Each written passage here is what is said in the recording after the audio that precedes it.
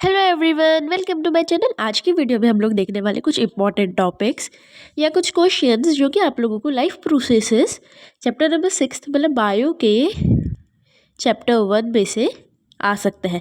ठीक है, सो ये बायो है ना जो बेटा, तो इसमें जितने भी क्वेश्चंस रहते हैं, बुक में जितने भी पैराग्राफ रहते हैं ना, उसमें से बीच बीच में से क्वेश्चंस जो है वो अधिकतर बनते हैं। तो ये फैक्ट है कि जो बायो है ना, आपको उसकी एक एक लाइन पढ़नी पड़ेगी। ठीक है, केमिस्ट्री में मैंने कुछ इंपॉर्टेंट टॉपिक्स बता दिए, ऐसे ही मैं आप लोगों को फिजिक्स में भी बता दूंगी, लेकिन मैं बायो में आपको रिकमेंड करूंगी कि आप पूरी बुक पढ़े, एक एक पॉइंट पढ़े और हर एक चीज़ को अंडरलाइन करें और वहाँ से जो क्वेश्चंस बनते हैं।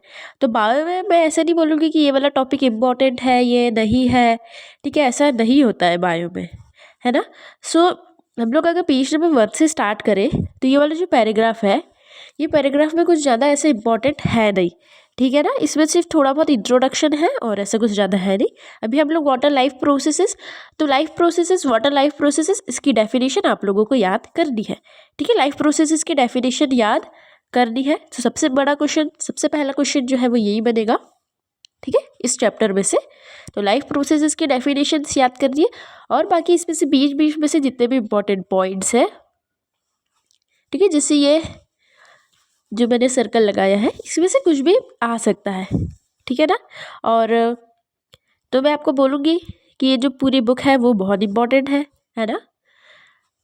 तो अभी हम लोग ये वाला पैराग्राफ, इसमें ऐसा कुछ भी नहीं है कि जो इम्पोर्टेंट नहीं है। ठीक है, मैं सारे पैराग्राफ को टिक इसमें से करवाऊंगी, क्योंकि सारी चीज़ जो होती है ना बायो में, सारी चीज़ें इंपॉर्टेंट होती है। ऐसी एक भी चीज़ नहीं होती है कि जो बायो में इंपॉर्टेंट नहीं होगी। ठीक है, लेकिन ये जो शुरू शुरू में ना, ये पूरा अभी इंट्रोडक्शन है। ठीक है, तो अगर आप इसको छोड़ भी दोगे तो ऐसा कोई बहुत ज़्यादा है नहीं, है ना। सो ये पूरा इंट्रोडक्शन है। बाद में जो सबसे पहला जो टॉपिक आप लोगों को आता है वो न्यूट्रिशन आता है। अभी न्यूट्रिशन क्या होता है, इसमें दो प्रकार के न्यूट्रिशन होंगे, एक ये ऑटोट्रॉफिक है, फिर एक और नीचे भी है। तो ये न्यूट्रिशंस आप लोगों को याद करने पड़ेंगे, इसके टाइप्स भी याद करने पड़ेंगे। और ये जो डायग्राम है, diagrams are the most important. ठीक है, diagrams are most important, diagrams are there. और देखो बायो में ना, जैसे ये केमिकल रिएक्शन है, ठीक है, तो ये वाली जो केमिकल रिएक्शन है ये आ सकती है। ठीक है, और ये अधिकतर ये वाली आ सकती है, क्योंकि अगर आप लोग, जैसे अगर बायो में आपसे पूछा कि न्यूट्रिशन क्या है, या फिर आप लोगों से पूछा कि what is autotrophic nutrition, explain. ठीक है, तो आप उसके बारे में इधर से बता दोगे। ठीक है, और उसके बाद में अगर आप लोगों ने ये वाली डायग्राम भी बनाया या फिर उसके कुछ ऐसे पॉइंट्स लिखे, वो भी ठीक है। लेकिन अगर आप लोग अगर इसकी ये लिखते हो, अगर इक्वेशन लिखते हो, तो इक्वेशन जो है उससे भी नंबर मिल सकते हैं, क्योंकि बायो में ऐसा है कि जितना आप लोग लिखोगे, जितना आप लोगों को आता है ना, वो सब लिख देना। डेफिनेशन पूछिए, डेफिनेशन भी लिख दो, उसका इक्वेशन भी बता दो, उसकी डायग्राम भी बता दो।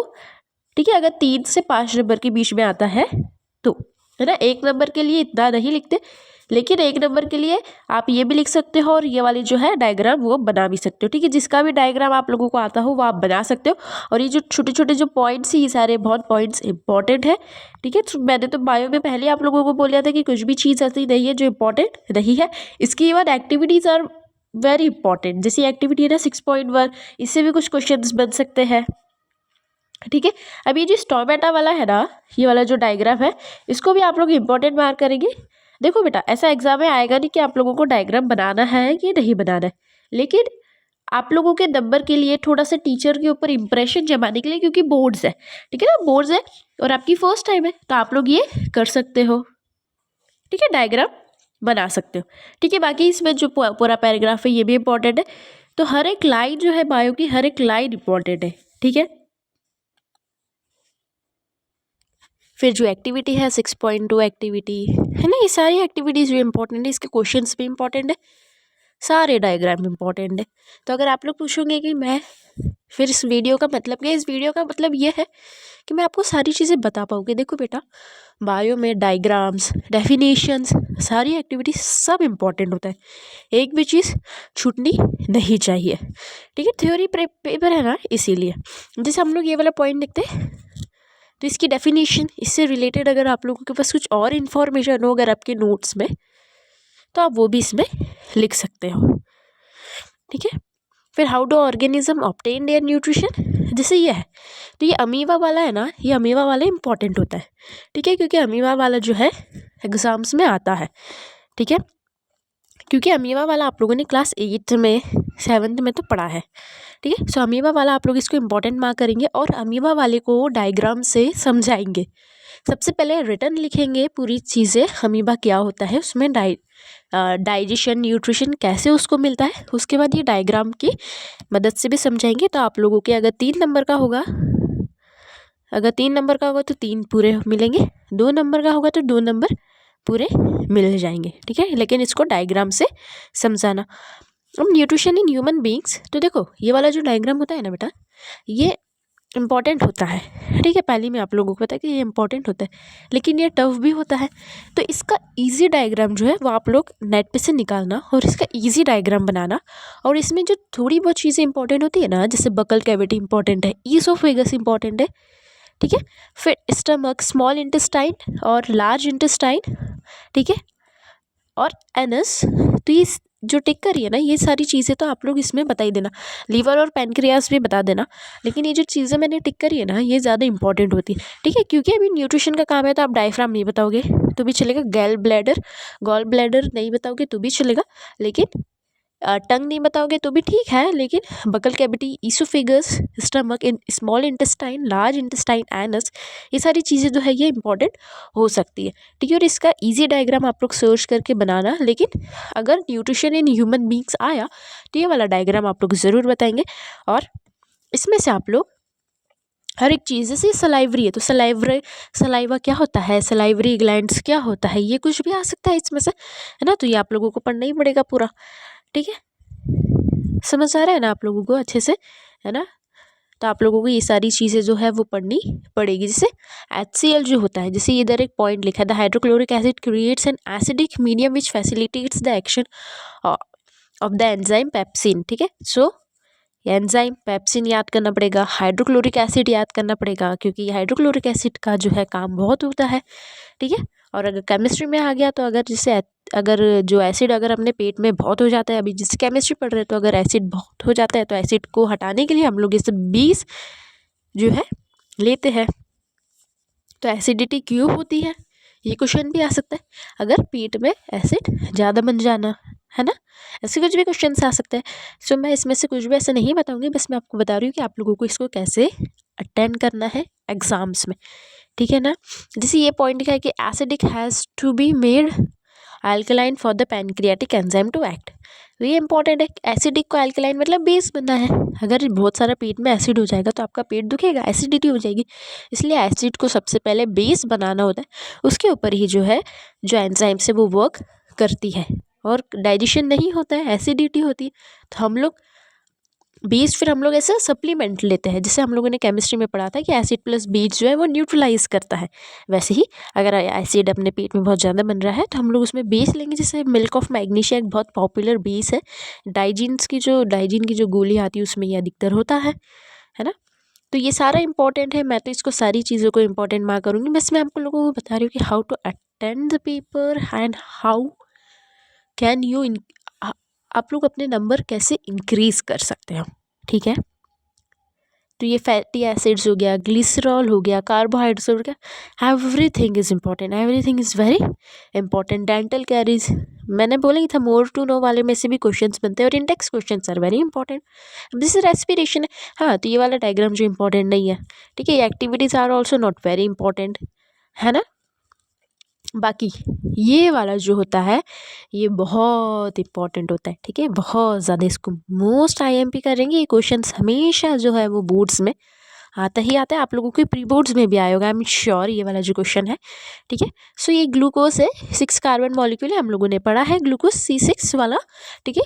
तो इसमें पाइरूवेट आप लोगों को समझना है क्या होता है, एब्सेंस ऑफ ऑक्सीजन मतलब ईस्ट में, फिर लैक ऑफ ऑक्सीजन और प्रेजेंस ऑफ ऑक्सीजन।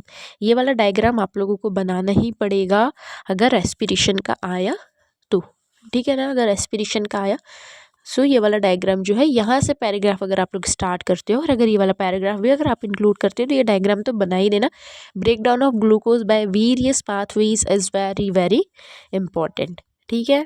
समझ आ गया। अभी एटीपी जो है ना ये भी इम्पॉर्टेंट है, ठीक है। ATP is not very important but yes ATP आप लोगों को एमसीक्यूज में आ सकता है कि एटीपी का आप लोग फुल फॉर्म बता दीजिए। हम लोगों के एग्जाम्स में आता था कि एटीपी का फुल फॉर्म बता दीजिए, ठीक है। और एटीपी के बारे में थोड़ा बहुत नॉलेज जो है ये बॉक्स में दिया है, वो लोग आप पढ़ सकते हो, लेकिन एटीपी का फुल फॉर्म ज़रूर याद करना, ठीक है। एटीपी का क्या याद करोगे आप लोग, फुल फॉर्म, ये शायद से एमसीक्यूज में आ सकता है। हम लोग नीचे देखते हैं तो ये सारी चीज़ें एज वेरी इंपॉर्टेंट है। एक्टिविटीज़, इस activities is not very important. जो एक्टिविटी मैंने बताई थी वो ज़्यादा इंपॉर्टेंट थी, ठीक है पहले। तो अब ये वाले पैराग्राफ में हम लोग देखते हैं। सो ये वाला जो है पूरा रेस्पिरेशन के बारे में। देखो ये वाला डायग्राम है ना थोड़ा सा टफ होता है और ये वाला डायग्राम अधिकतर एग्जाम में नहीं आता है, ठीक है। ऐसा नहीं बोल रही हूँ कि आता है, हाँ, लेकिन नहीं भी आता है। जैसे अगर आप लोगों को और का ऑप्शन मिला कि अगर आप लोग डाइजेशन एक्सप्लेन करें या फिर रेस्पिरेशन एक्सप्लेन करें, ठीक है, तो डाइजेशन वाला जो डायग्राम है वो ज़्यादा ईजी रहता है ये वाले डायग्राम के सबसे, और ये वाला डायग्राम जो है ना वो ज़्यादा आता भी नहीं है, ठीक है। इसके चांसेस 50%, 25% से 50% रहते हैं, ठीक है। अगर आप लोगों की किस्मत बेकार हुई तो आपको रेस्पिरेशन आ सकता है। वैसे respiration is not very very important topic but yes इसके चांसेस बहुत कम रहते हैं, लेकिन आ भी सकता है। देखो हम लोगों ने जब एग्ज़ाम्स दी थी ना उसके पहले वाले और उसके बाद वाले हम लोगों को रेस्पिरेशन नहीं आया। सो माइट बी अभी इस साल वो लोग सोच ले कि आप लोगों को दे दे, है ना। हो भी सकता है ऐसा। मैंने तो बहुत पहले पेपर दिया था तो हम लोगों को जब तो नहीं आता था, लेकिन हाँ ये वाला इंपॉर्टेंट डायग्राम हो सकता है तो आप लोग एक बार देख लेंगे। और इसमें भी ये वाला जो लंग्स का होता है ना और ये ब्रोंकियस दोनों में डिफरेंस भी आता है, ठीक है। और अब इसमें आप लोग डायफ्राम मार्क करेंगे, रिब्स मार्क करेंगे, लंग्स और रिंग्स ऑफ कार्टिलेज, ठीक है। सो इसमें डिफरेंस भी जो है आ सकता है कि ब्रोंका और ब्रोंकियोस डिफरेंस क्या है ना। एल्बोलाई, ये सारी चीज़ जो है इसमें इंपॉर्टेंट है। तो ये वाली जो सारी चीज़ें इसमें पैराग्राफ में नहीं है तो ये तो पढ़नी पड़ेगी आपको। रेस्पिरेशन, देखो लाइफ प्रोसेसेस जो चैप्टर है ना वो बहुत वेटेज वाला भी है और बहुत इंपॉर्टेंट भी है। तो ये वाले चैप्टर की आप लोग प्लीज़ ध्यान रखिए कि बहुत सारी चीज़ें जो नहीं छोड़ेंगे, ठीक है। अब ये वाली activity is not very important. हम लोग ट्रांसपोर्टेशन जो है ह्यूमन बींग्स, देखो हार्ट वाला तो आता ही है, ठीक है। हार्ट वाला जो है ना वो तो आई गई, ठीक है। तो हार्ट वाले को तो आप लोग मोस्ट इंपॉर्टेंट मार्क करेंगे, ठीक है, मोस्ट इंपॉर्टेंट मार्क करेंगे। क्योंकि देखो रेस्पिरेशन और डाइजेशन ठीक है, लेकिन हार्ट वाला, क्योंकि हार्ट वाला क्या है ना बहुत कंफ्यूजिंग है। कहाँ से ब्लड जा रहा है, कैसे ब्लड जा रहा है, इधर से ब्लड घुसता है फिर इधर से निकलता है, फिर ऐसे होता है फिर ऐसे होता है। तो टीचर्स को मालूम है कि बहुत डिफ़िकल्ट है, तो ये वाला तो आता ही है। तो आप इसको पूरे पैराग्राफ को आप लोग इम्पोर्टेंट मार्क करेंगे, ठीक है। और इसका जो डायग्राम है, देखो डायग्राम ज़रूरी नहीं है कि आप लोग एनसीईआरटी वाला डायग्राम बनाएं, ठीक है। इट्स नॉट इम्पॉर्टेंट कि आप लोग ये एनसीईआरटी वाला डायग्राम बनाएं। अगर आपके पास ईजी डायग्राम है या फिर कुछ और भी, हम लोग ना एनसीईआरटी का डायग्राम नहीं बनाते थे, ठीक है। हम लोग अधिकतर ना चार्ट्स बनाते थे, ठीक है, क्योंकि बायो में हम लोगों को मालूम है कि अभी हार्ट वाला तो डायग्राम बनेगा नहीं क्योंकि टफ है। तो हम लोग ने ऐसा ऐसा चार्ट वाला ऐसा कुछ डायग्राम बना के आते थे एग्जाम में। मुझे प्रॉपर याद नहीं आ रहा है, लेकिन हम लोग ऐसे ना चार्ट वाला बनाया था। हम लोगों ने एक बार ऐसा चार्ट बनाया था, फिर यहाँ पे ऐसा कुछ किया था कि यहाँ पे हार्ट है, यहाँ पे फिर वेन्स करी थी, आर्टरीज बनाई थी। तो ऐसे तो ये वाला भी आप बना सकते हो, ज़रूरी नहीं कि आप ये वाला ही बनाओ, है ना। इसमें नंबर ऐसा कुछ कटते नहीं है, हाँ। लेकिन अगर हम लोग चार्ट वाला बनाते थे और हम लोगों को तो मिल जाते थे, हम लोग उसमें लेफ़्ट वेंट्रिकल्स, राइट वेंट्रिकल्स, ठीक है ना, फिर हम लोग आर्टरीज, वेन्स सब अच्छे से उसमें करते थे। और ये वाला डायग्राम हमने बनाया ही नहीं है है ना। सो deoxygenated blood and everything is very important in heart. Respiration is though not very important but yes heart is very important। और ये वाला डायग्राम आप लोगों ने 8th क्लास में भी पढ़ा होगा, 7th 8th में तो ये वाला डायग्राम जो आप लोगों ने पढ़ा होगा। सो ये वाला डायग्राम भी है वो इम्पोर्टेंट है, ठीक है। ये जो कैपिलरीज होती है ना ये वाला, और ये लंग्स कैपिलरीज, और ये हार्ट, और ये पूरा कनेक्शन बताता है हार्ट से पूरा लंग्स तक, है ना। सो ये वाला diagram is very very important. और अगर आप लोगों ने ये वाला डायग्राम की जगह दूसरा बना दिया तो चलेगा, लेकिन ये वाला डायग्राम जैसा बुक में बना है आप लोग वैसे ही का वैसे ही बनाएंगे अगर एग्ज़ाम में क्वेश्चन आता है तो, ठीक है। और oxygen enters the blood in the lungs पढ़ना ही है, अभी तो मैंने तो बोल ही दिया है, ठीक है। ये जो ब्लड प्रेशर वाला पॉइंट है इसमें आप लोग ये याद कर सकते हो कि नॉर्मल ब्लड प्रेशर कितना होना चाहिए। एक एडल्ट का याद कर सकते हो, एक मतलब बच्चे का भी याद कर सकते हो, चाइल्ड का भी और एडल्ट का भी, दोनों के ब्लड प्रेशर्स आप लोग लिख लेना, ठीक है। एग्जाम्स में आते हैं blood pressure, normal blood pressure एक ओल्ड मैन के हिसाब से एक एडल्ट के लिए, ठीक है, आप लोग इनके ब्लड प्रेशर्स याद कर सकते हो और करना ही है, ठीक है, ब्लड प्रेशर की डेफिनेशन और ये सारी, ठीक है, इसमें कुछ इंपॉर्टेंट पॉइंट्स है, ठीक है। फिर द मेंटेनेंस ऑफ पेट मतलब प्लेटलेट्स, फिर the tubes, blood vessels, yes these are okay okay, है ना, मतलब बहुत ज़्यादा चांस नहीं रहता लेकिन आ सकता है, जैसे ये लिम्फ है ना। तो थोड़े बहुत पॉइंट्स इसके आप लोग याद कर लेना, ठीक है। अब जैसे हम लोग देखते हैं ट्रांसपोर्टेशन इन प्लांट्स, तो transportation in plants is less important than transportation मतलब ह्यूमन बॉडीज़ का, ठीक है, क्योंकि प्लांट्स का क्या होता है ना कि आप लोगों को इतना दिया नहीं है, लेकिन इसमें कुछ इंपॉर्टेंट पॉइंट्स होते हैं, जैसे जाइलम टिश्यूज़ हो गया है, क्योंकि ये सारी चीज़ें आप लोगों ने ना पहले पढ़ी है, तो इतना आप लोगों को बहुत प्रेशर नहीं बनेगा, क्योंकि जाइलम टिश्यूज़ होता है ना। सो ये सारी चीज़ें इंपॉर्टेंट रहती है, तो आप लोग इसको भी ऐसे इंपॉर्टेंट मार्क करेंगे। हाँ, बट समटाइम्स जो है ट्रांसपोर्टेशन वाले नहीं आते हैं, लेकिन अभी बोर्ड से तो हम लोग चांस नहीं ले सकते, इसलिए हम लोग इसको देखेंगे भी। इसमें जाइलम टिश्यूज़ होते हैं, वो भी बहुत इंपॉर्टेंट रहते हैं, और जाइलम और एक फ्लोएम टिश्यू जो रहता है उसमें डिफरेंस भी आता है, ठीक है। तो आप लोग इसमें डिफरेंस ज़रूर याद करेंगे, है ना। It's activity is not very important, ठीक है। ट्रांसपोर्टेशन ऑफ फूड्स वाला भी आप लोग याद कर सकते हो, ठीक है। लेकिन मैं बोल रही हूँ ना, जैसे ट्रांसपोर्टेशन जो फ्लोएम से जो आप लोग ट्रांसपोर्ट फूड करते हो, एक उसमें डिफरेंस, और जाइलम में, जाइलम और फ्लोएम के बीच में जो डिफरेंस है वो आना ही है। अगर ये इसमें से आएगा ना तो जाइलम और फ्लोएम के बीच में से डिफरेंस तो आएगा ही, तो आप लोग इसको याद कर लेना, ठीक है। मटेरियल लाइक सुक्रोज, ठीक है, ये वाला जो पैराग्राफ है इसको देख सकते हो। एक्सक्रीशन, यस, देखो एक्सक्रीशन के जो चांसेस होते हैं ना वो 50% होते हैं। मतलब कैसा रहता है ना, ये वाले चैप्टर में से अगर आपको जैसे साइड से, ठीक है, एक ए बी और सी साइड से आते हैं, तो अगर ए वाले में अगर जैसे एक्सक्रीशन आ गया ना, तो बी वाले में शायद हार्ट वाला आ जाए और सी वाले में शायद रेस्पिरेशन आ जाए, ठीक है, ऐसा भी हो सकता है ना। तो आप लोगों को तो तीनों के लिए प्रिपरेशन करनी पड़ेगी, तो एक्सक्रीशन वाला आ सकता है, और इसका जो डायग्राम है वो भी इम्पोर्टेंट है, क्योंकि डायग्राम तो है, सारी चीज़ों की जो डायग्राम है वो इम्पोर्टेंट है ही, ठीक है ना। तो आप लोग इसको अच्छे से करेंगे, है ना। एक्सक्रीशन क्या होता है, ये सारी चीज़ें जो है ना आप लोगों ने पहले पढ़ी है, ठीक है। तो ये सारी चीज़ें आप लोगों ने पहले पढ़ी है, तो इतना मतलब वो नहीं होगा आप लोगों के लिए, ठीक है। तो ये वाला जो है देखना है आप लोगों को, ठीक है। और ये वाला जो डायग्राम है वो इंपॉर्टेंट है, एक्सक्रीशन वाला भी इंपॉर्टेंट है, लेकिन मैं बता रही हूँ ना कि हार्ट वाला जो है उसके चांसेस बहुत ज़्यादा रहते हैं। एक्सक्रीशन और रेस्पिरेशन थोड़ा सा कम हो रहता है, डाइजेशन वाला भी थोड़ा सा ज़्यादा रहता है, ठीक है। तो ऐसे इम्पॉर्टेंट है, जैसे अभी ये वाला जो है नेफ्रॉन का जो स्ट्रक्चर होता है, तो ये स्ट्रक्चर आप लोगों से बनेगा नहीं, लेकिन अगर एग्ज़ाम में आता है तो इसका इजी वाला जो स्ट्रक्चर होता है वो आप लोगों को ज़रूर बना के लाना है, बना के आना है। और इजी वाला स्ट्रक्चर जो है आप लोगों को नेट पे कहीं भी मिल जाएगा, अगर आप मुझे कमेंट करेंगे तो मैं भी आपको एक हार्ट वाला एक इजी डायग्राम बता दूंगी, एक ये वाला जो है इजी डायग्राम मैं आप लोगों को बता दूंगी, ठीक है। तो डायग्राम्स तो सारे ही याद करने, ये वाले चैप्टर्स के सारे डायग्राम याद करने हैं, सारी चीज़ें याद करनी है, और ये भी मैं इंपॉर्टेंट एज ए मार्क कर देती हूँ, ठीक है, ताकि आप लोग सारी चीज़ें पढ़ें। हाँ, और आर्टिफिशियल किडनीज जो है, ये होमोडायलिसिस, ये जो है ये topic it's not very important, but आप लोगों को मालूम होना चाहिए कि आर्टिफिशियल किडनीज़ की मतलब क्या होती है, इसे डेफिनेशन क्या होती है, और इसमें हम लोग kidneys is about 180 litre daily. तो ये सारी जो छोटी छोटी चीज़ें जो है ये आप लोगों को याद करनी है। वैसे आर्टिफिशियल इतना नहीं आता है इसका, ठीक है। Excretion in plants is also do not very very important topic,